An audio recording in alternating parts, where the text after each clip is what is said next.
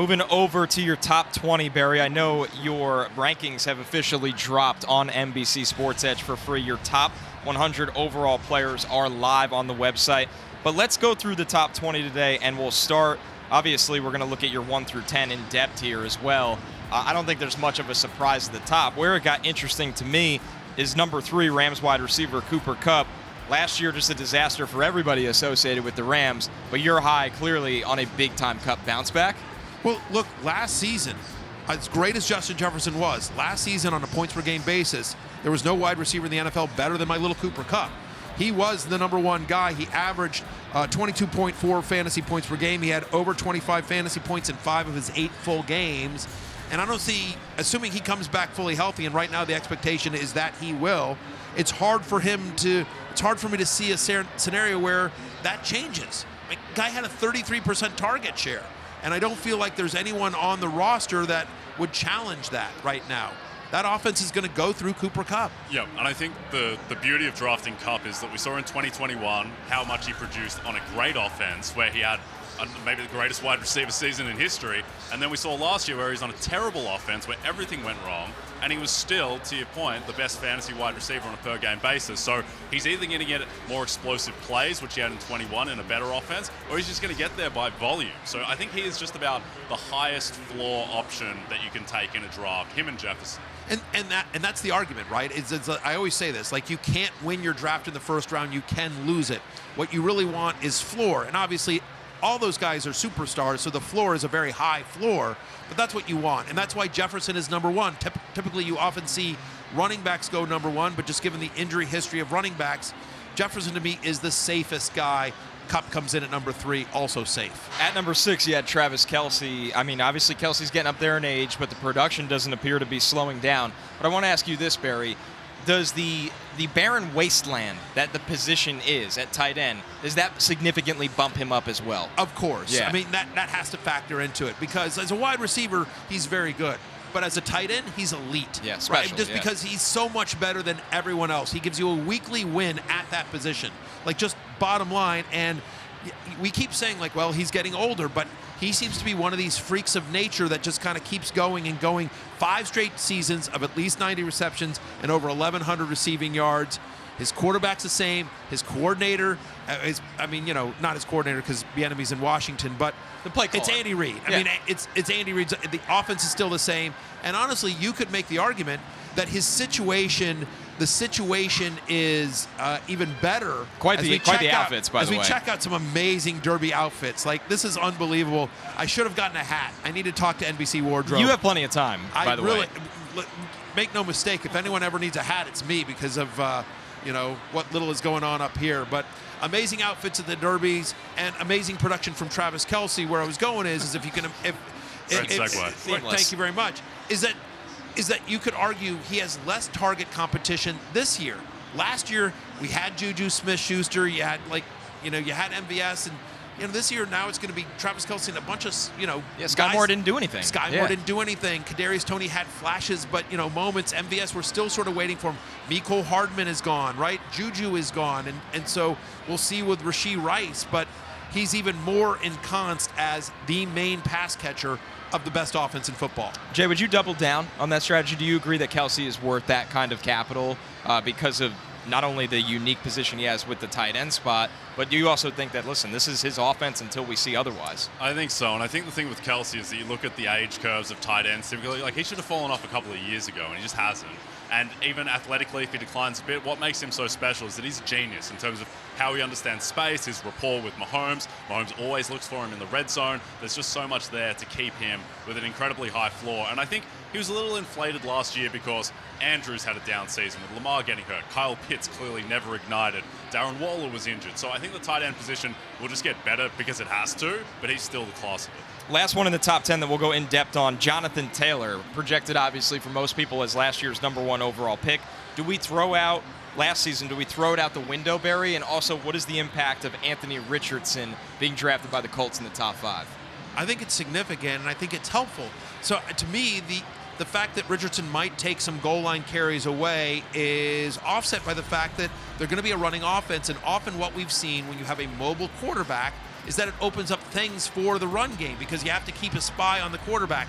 And so when you have a creative play caller, which is what we think Shane Steichen will be, right? That's going to open up things for Taylor. Again, look at what he did in Philadelphia. A lot of the reasons that Richardson was drafted, and we talk about, oh, look at what he did with Jalen Hurts. But how about look at what he did with the run game in Philadelphia overall? Miles Sanders had a career year. Like, you got production out of Kenneth Gainwell and Boston Scott, not to mention the fact, obviously, Jalen Hurts had a monster year. So given the fact that Richardson is a project and somebody that's really going to need to be limited in what he does passing-wise, it's going to be a run-heavy offense. Taylor, who had at least 20 touches in 7 of the 10 full games he played last year, at least 23 touches and 90 yards in each of the 4 games prior to his ankle injury, I think you're looking at a massive workload on what's going to be a run-heavy team and a defense, and they're going to be facing defenses that can't fully stop Taylor because they're going to have to worry about Richardson's mobility. Yeah, and Jay, through the draft, I mean, they added Evan Hull. They weren't like the Seahawks that said, let's look at round 2 and get one of the best running backs in this draft. So I think that helps Taylor as well. Yeah, and I think the thing with Taylor is that you have to remember that in 2021, he had one of the greatest running back seasons of all time. And then last year, I mean, he's banged up, he's on a terrible team, he's playing hurt, his offensive line is a mess. He still averaged 4.5 yards per carry. Like, he had big games out there. And I think the thing with the new coaching situation is this offensive line has talent. There's still Quentin Nelson there. There's still Braden Smith. There's still Ryan Kelly. Like, the offensive line, it should be better. And in 2021, everything that Taylor did, the offensive line didn't play well that year either. So I'm just waiting for a healthy Jonathan Taylor behind a good offensive line, more creative play calling than last year at least. And I think that Taylor should have a massive year if he stays healthy. And then, friend of the podcast, Jonathan Taylor, please call him by his correct name. He came on the show during Super Bowl week.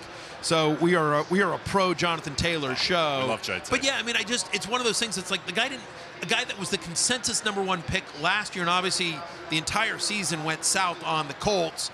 Matt Ryan didn't work out. The coaching staff didn't work out. They picked a guy off TV to be their coach for the second half of the year. Just everything that could have gone wrong for Indy last year went wrong. Jonathan Taylor didn't forget how to play football. Jonathan Taylor, isn't all of a sudden a bad football player. And I think he's actually going to be a value in drafts this year because people in fantasy too often have short memories and they're like, oh yeah, I had Taylor last year, he was a bum, never mind. And you're like, dude.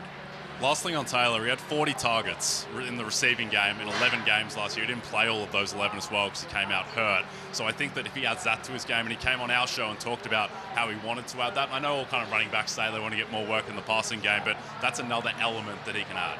Moving over to the next batch of players, 11 through 20 in your top 20 here, Barry. Yeah. And we are going to start with Amon-Ra St. Brown on this list. He is at number 13, obviously wide receiver 7 last year. I mean, is there a world where he is suddenly a borderline first-rounder in redraft leagues? I think there is. Look, I mean, I'm at 13 overall, so in a 12-team league, he's a borderline first-rounder. He had, in all of his healthy games last season, a 29% target share with at least 9 targets in 12 of the 15 games he played. In games in which he had at least 8 targets, there were 13 of them, he averaged over 19 fantasy points per game. You think about how this Detroit Lions offense plays out this year, and yes, they have Jahmyr Gibbs, but they lose DeAndre Swift. They lose Jamison Williams for 6 games. They don't have TJ Hawkinson anymore. And so, after Amon-Ra St. Brown, until Williams gets back there, you're looking at Josh Reynolds, Marvin Jones, Khalif Raymond.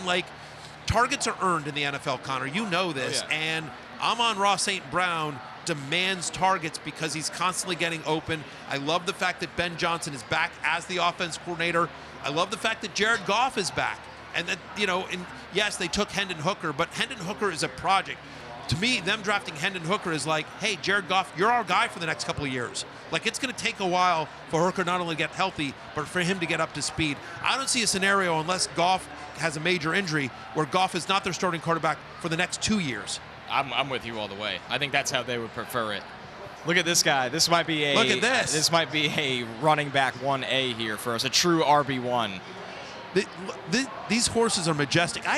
It's one of these Athletes. things, I've never been to a horse race before. So, I mean, not only is it my first time at the Kentucky Derby, my first time in the state of Kentucky, it's also my first time, literally at a horse race. And it is, there's something majestic about it. It really is. And I love just how everyone's sort of dressed up and, it's kind of old-timey and formal. And it's just an awesome atmosphere.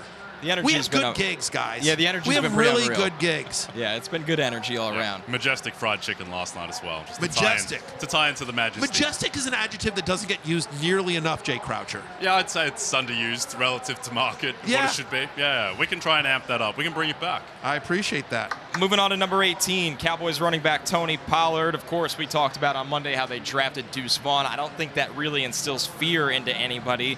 I know that Jerry Jones has not closed the door publicly on Ezekiel Elliott, but right now we're assuming Zeke is gone, and this is the Tony Pollard show. I think it has to be, right? 3 career games with 15 touches. I'm sorry, 13 career games with 15 or more touches. And in those games, he's averaging over 19 fantasy points per game, 19.6 to be exact, which would have been the 3rd best running back in fantasy last year. Is there a chance they re-sign Ezekiel Elliott? Sure. Is there a chance another veteran, Leonard Fournette, still out there, for example? That's possible as well. But it feels like they want last year was sort of the test case. Can Tony Pollard, because there were games that Zeke missed, can Tony Pollard be an every down back? Because there was the concern of he's fast, he's small, he can't take that kind of pounding, which was always weird because coming out of college, that wasn't his profile, Connor. And he's not tiny. No, he's not. It's That's a the thing. weird narrative. I don't know if it's like an aesthetic narrative or if it's just the Cowboys wanting to be so lenient on Zeke because they paid him for so long. But I don't understand it at all, and the Cowboys should have full confidence in Tony Pollard as their workhorse. Right. I think it's because he was used as sort of this passing down back because he was used in space and he's so fast that people assume, oh, well, he's not thick like Zeke, which he's not. But just because very few running backs are thick like Zeke, right? And so the fact of the matter is that, right, like Tony Pollard's like 6 foot. I think he's 200 pounds off the top of my head, I like think 215. over that. He's fine. He's fine. He is built to run between the tackles. He's got the speed. Last year with Ezekiel Elliott there, from week 8 to 16, he was the 2nd best running back in fantasy. I have an 18 overall, and honestly, guys, I might be too low on him. As once we know for a fact that Zeke isn't coming back, and they're not signing somebody like Fournette, that it's really just like Malik Davis and Deuce Vaughn in the backfield, that there's kind of just guys there. I think Tony Pollard will move up higher in my ranks. Yeah, I think if he's unopposed in terms of role, then he's a first rounder in 12-team leagues. Like he is, what he was doing last season, particularly when they split him out wide as a receiver, so much they did against Minnesota. It's like, what sport is this guy playing? That's what Memphis does. So Cowboys took it. He's basically, I think he's the closest facsimile of Christian McCaffrey that's out there. Like he can produce in a similar skill set, and the talent's off the charts. And hopefully with Zeke gone, the shackles come off. Especially with McCarthy saying he wants to run more, which I don't necessarily agree with that, but for fantasy managers that have Tony Pollard on the team, they're going to be happy. All right, so we'll move over and close out here with 21 through 30 out of your top 100 here, Barry. And we got to talk about the quarterbacks. That's what everybody's wondering in this tier of rankings every single year. And they're lumped together here. You see Josh Allen, he's at 24. You got Jalen Hurts not too far after him. And then Patrick Mahomes there at 26, Barry. So, listen, Jalen Hurts is your ride or die, but not your QB1 going into the year. He's number 2. To me, Josh Allen is so special. I do think maybe the league will catch up with Jalen Hurts a little bit. Again, he's my number 2 quarterback. So it's like one of those things where you have to two spots. In 2 spots, right? And the way I rank in the overalls, when you see players of the same position really next to each other, and where you see it was Allen, Hurts, and Mahomes all within 5 spots of each other, there was only 5 spots between Allen and Mahomes, a couple players in there. It's my way of saying it's pretty much a coin toss. Like if I have to pick somebody, and I do, as we see more people in hats at the railing here, enjoying mint juleps and other festivities here at the Derby, what I will say is that I prefer Josh Allen just because a longer track record. I like the moves that the Bills have made.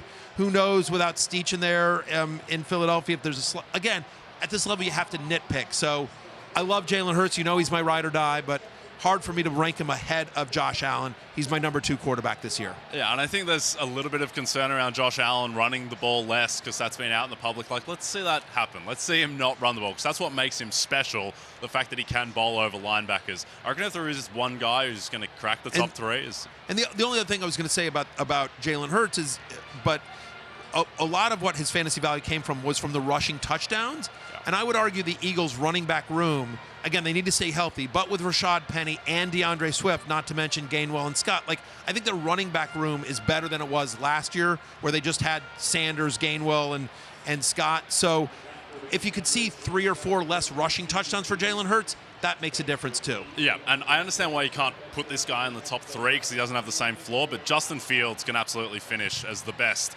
quarterback in fantasy next season. I think he's probably got the highest ceiling of anyone.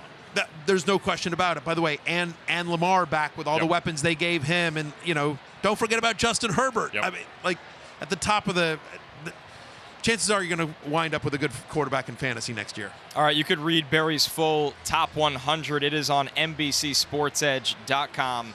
It is free. Your initial top 100 rankings. It'll be interesting to see how they shake up a little bit. Hey, it's Matthew Berry from NBC Sports and RotoWorld.com.